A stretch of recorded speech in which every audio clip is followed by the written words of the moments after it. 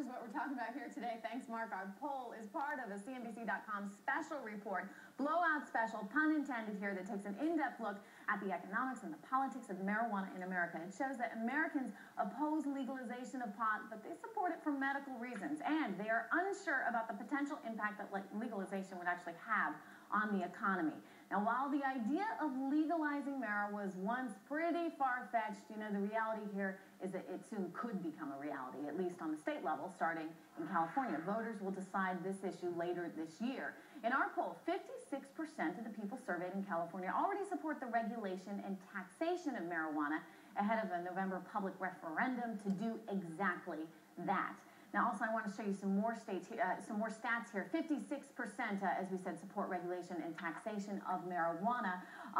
Meanwhile, nationwide, you've got a different story going on. Our poll shows 55% of Americans oppose the complete legalization of any amount of marijuana. However, 60% favor legalizing small amounts for medical purposes only.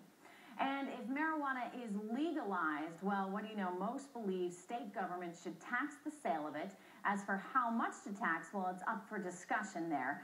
Just over a third of the people we polled say a 5% tax would be too low, while almost half say a 25% tax, you know what, that's going to be too high. So if pot is legalized, how big of an industry might it be? What's the real market worth? Is it millions of dollars? Is it billions of dollars? The number may surprise you here. I'm going to have some answers coming up on the call at 11 a.m. In the meantime, check out our special report, Marijuana and Money, online. It's at marijuana.cnbc.com. And Mark and Aaron, one of the really interesting things I think about this right now is that we're at a rather special time in history, at least as the marijuana enthusiasts would like to say. Because if you look back at Prohibition and the prohibition of alcohol, that was actually repealed for economic reasons in the 1930s, because the government said, hey, we can tax and regulate this and make a lot of money. And so that's some of the chatter that we're hearing surrounding some of the efforts, at least in California, to get marijuana legalized.